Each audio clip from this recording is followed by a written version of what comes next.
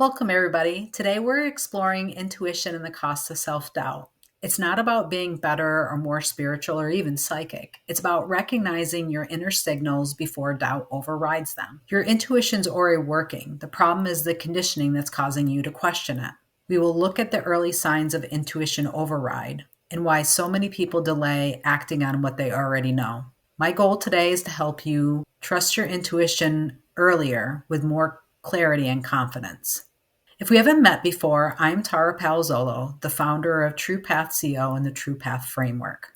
After 16 years in the pharmaceutical field and a decade in information security, I learned firsthand how perfectionism, hyperindependence, and burnout dismantle identity. Corporate, social, and generational conditioning teach us to abandon our gifts just to fit in. Through my own rebuilding, I discovered something essential. We do not change through force. We change when we understand how our system functions. My work blends emotional clarity, intuitive intelligence, and grounded structure. My goal is not to fix anybody, nobody's broken, but rather reveal hidden patterns, driving exhaustion, self-doubt, over-responsibility, and misalignment. When something is visible, it can be redesigned. Once redesigned, it can be embodied. I help people recognize patterns, rebuild their inner architecture, and lead from truth. My framework is designed for women, but individuals of all identities are welcome. My mission is simple: to guide you back to yourself with clarity and integrity.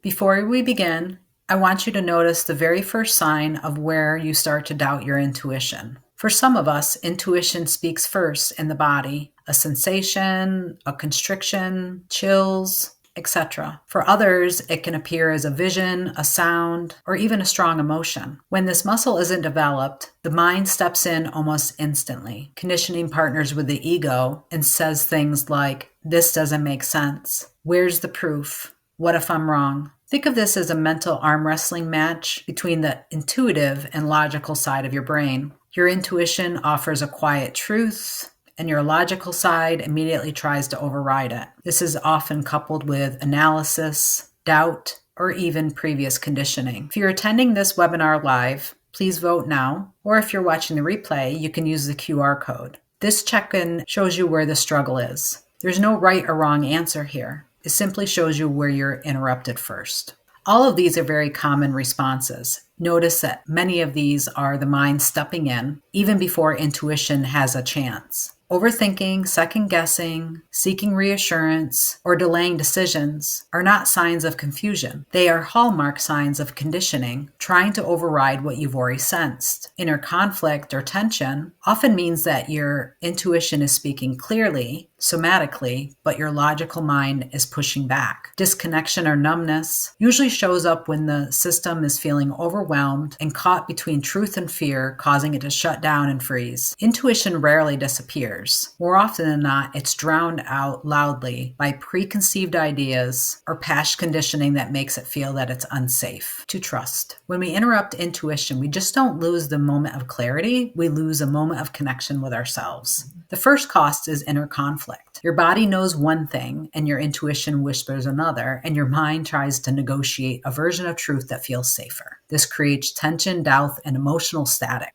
Another cost is anxiety and overthinking. Intuition is often very fast and quiet. Overthinking is very slow and loud. When we push past intuition, the brain picks up the burden and starts scanning for all possibilities, risks, and proof. This is exhausting and pulls you out of alignment. We also experience disconnection from the body. If the first intuition response that you received is somatically and you ignored it, your system will eventually stop sending these signals clearly. You move into numbness, shutdown, or freeze, not because you lack intuition, but because your system is trying to keep you safe. Delayed decisions create more pressure, not less. Avoidance feels safe in the moment. The longer you delay, the bigger the emotional cost becomes. One of the deepest costs is regret or self-frustration. Not because you made a mistake, but because you sensed the truth early on, ignored it, abandoning it for logic, safety, or other people's comfort. And the most important cost of all is every interruption weakens your intuition circuitry, not permanently, but temporarily. Each time you override yourself, you teach your system that external voices hold more weight than your own. But the moment you start honoring your intuitive signals, your authenticity and your authority strengthens. The cost of interruption is not failure. It's simply a price of conditioning, but luckily it's reversible. Intuition isn't mystical or dramatic. It's your system recognizing truth before your mind has data. It shows up as a feeling, a pull, a body signal, or instant clarity. Intuition's typically fast, quiet, and nonverbal.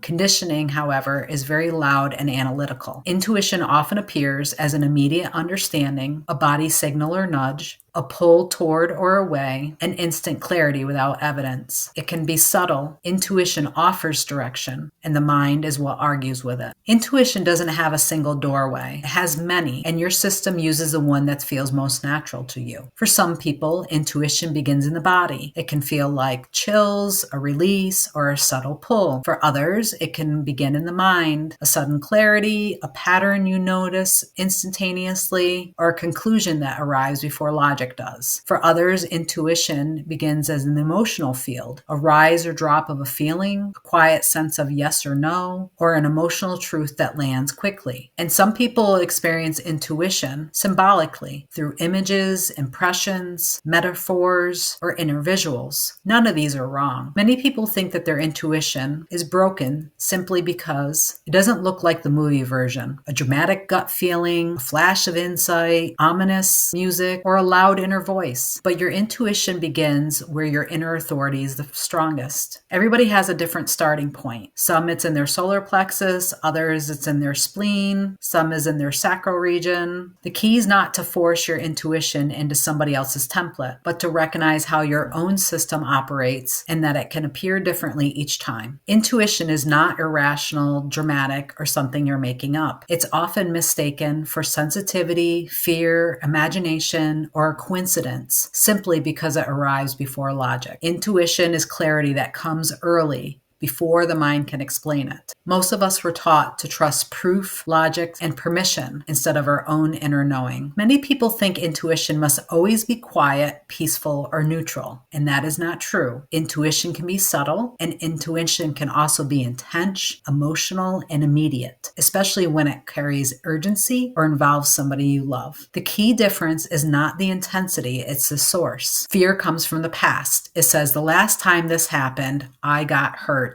Or what if it happens again? Another one is, I know this pattern. Intuitive alerts are often non-referential. They do not come from memory networks. They feel like, I don't know why, but I know. Whereas fear feels like, this happened before. What if it happens again? I want to explain two different situations that happened to me that explains what this is like. One was when my daughter was in college and I was eating dinner with a friend and I immediately was overwhelmed by emotion and felt very afraid for my daughter. I called her cell phone. She answered it immediately. I asked where she was. She told me that she was studying with a group of friends in the library. And before I could stop myself, I told her that I needed her to be careful in the next couple of weeks because I had a very bad feeling about something with her driving. And she told me she would be. And about 2 weeks later, she was in a car accident. None of it logically made sense. I could have felt like I was scaring her, but it was so overwhelming, it caused me to act. Another one was by a friend of mine that was a coworker many years ago. And he was out raking his leaves and he suddenly started having chest pains and he felt like he was having a heart attack. And he managed to make it to the front door. And when he called for his wife, she asked him what was wrong. And the first words out of his mouth was his daughter Megan had died. And it totally took him by surprise and he did not understand why he even said that. And his daughter had been in a car accident and had suffered an injury to her chest before she passed away. I don't want to say that intuition is always foreshadowing catastrophic events. It can be something as silly as playing song bingo, where you already know what the next song is before they even start playing it. When you're watching Jeopardy, you already know the answer before it comes on the screen intuitively, even though you don't have any knowledge in that particular category. Intuition is one direction, and fear has many directions. Intuition is almost like a single, straight, distinct arrow. Fear is often a swarm of thoughts pulling you in different directions.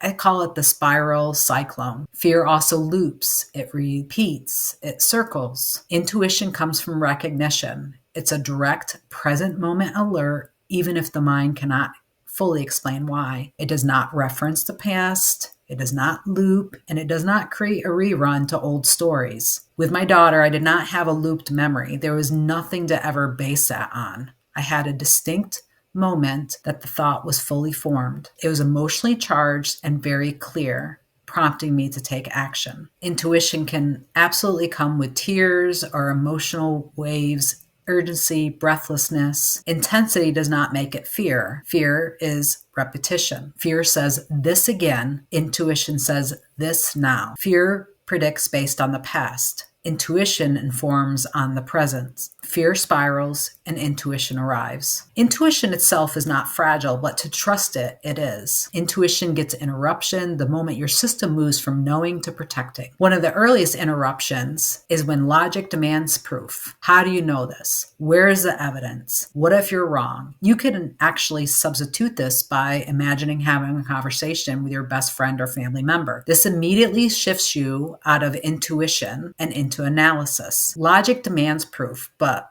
unfortunately, intuition rarely provides this up front. Another interruption is when the signal first gets minimized. You have this pull to get more clarification, to check into something, and you can quietly dismiss it, say that you're overreacting. It feels too subtle or silly. Another example I'll give you is once upon a time, I was dating somebody and they were out of town working, went to bed that night after speaking to them via phone, and planned on meeting up the next morning to help them move. And I woke up at approximately 1:30 in the morning and I immediately felt the urge to drive to their apartment. I totally tried to override the signal.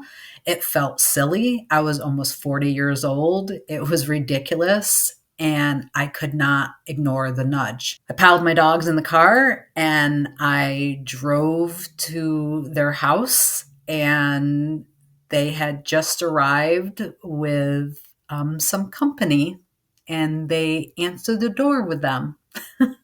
I was not upset. I wasn't angry. It just was information. And I was glad that I went, because I probably wouldn't have known that this person wasn't being monogamous to me. We can also interrupt intuition when we compare our intuitive style to others. So it can feel like, I don't feel this in my gut. That's how it's supposed to feel. Or I don't get clear signs like other people do. But maybe you're not supposed to. You have to let intuition develop in your own way. Maybe you always get chills whenever you feel something. The other big interruption is when we feel like we have to justify our intuition to anybody, as if it has to be defensible to be trusted. Intuition does not require justification, only conditioning requires that. Most of us do not lose intuition. We lose permission to trust it. From childhood, we're trained to value proof and logic and other people's words over our own. It's important that we fit in and earn others' approval. We often fear being wrong or misunderstood or even crazy if it's an idea that doesn't seem like it makes sense at the time. I could have instantly dismissed what I felt and not told my daughter. Did it change the outcome? No, it did not. It did not. But if I had pushed it down and not said anything and something had happened, I would have felt even worse. What looks like self-doubt is really a lifetime of conditioning, trying to protect us, even when we no longer need that protection. I find that intuition override kind of follows a similar pathway. Stage one is overthinking. Our mind starts analyzing, asking for proof, constructing stories, derationalizing, bartering. It's trying to make our intuition fit a pattern that we know or expect. Stage two is second guessing. where we start editing or dismissing it because it doesn't make logical sense or doesn't fit that pattern. This is the moment that the mental arm wrestling begins. Stage 3 is inner conflict, which is often somatic. This can be tension in the throat, gut, shoulders, hands. It's not fear, it's the body protesting the override. It signals, I know the truth, but I'm resisting it. It can also be the fear bubbling up from something that you know, which is stage 4, the disconnection or numbness. It's really trying to protect you from the emotional truth, and it's a freeze response, not a lack of intuition. Stage 5 is avoidance or delay, and it doesn't mean that you don't know what to do. It means the consequences feel too big. Avoidance is emotional self-protection, not confusion. Stage 6 is reassurance seeking. This is when we ask others to validate what we already sensed, not because we lack intuition, but because we're conditioned to require proof or permission or agreement before acting. Every stage is a form of protection, not failure. The moment you identify where you enter in this system, you can begin shifting out of override and back to your inner authority. When intuition comes in, it's immediate. The first hit, the first pull, the signals, the sensation. You have about 3 seconds before the brain begins doing what the brain does, protecting you with logic. Here's how it works. In the first 1 second, the pure intuitive signal arrives. It's not dramatic, it's direct. Second 1 to 2, your system begins to register as a signal. Now it wants to know what to do with that. You feel it, you recognize it, and you try to internally name it by comparing it to patterns that you've seen in the past.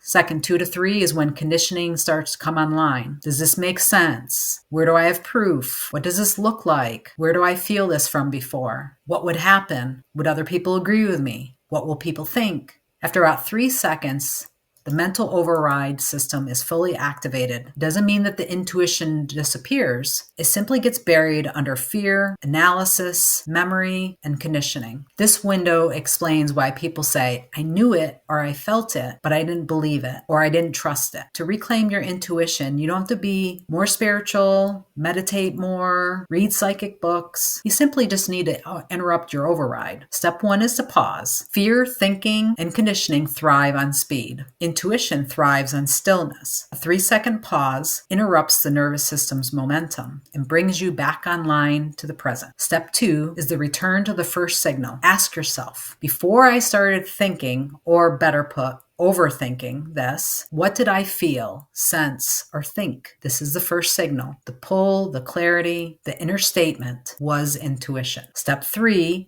is name the override. By naming the fear, pattern, or conditioning, you separate you from the interference. This restores sovereignty and collapses the power that the override holds. You cannot stop conditioning from activating without practice, but you can stop it from automatically leading. Intuition doesn't return because you force it. It returns because you create space for it to speak again. The first step is noticing the signal. It's not the analysis afterwards. Your first signal is your clearest. Pausing is powerful. If you pause before explaining, defending, rationalizing, intuition stays accessible. Listen for quiet clarity is key. Intuition is not trying to convince you. It simply offers truth, and truth does not argue. You don't need dramatic signs, certainty, proof. Those requirements are conditions, not intuitive hits. Intuition rebuilds through small moments of trust. When you honor these, you strengthen the entire intuitive channel. Every time you choose alignment over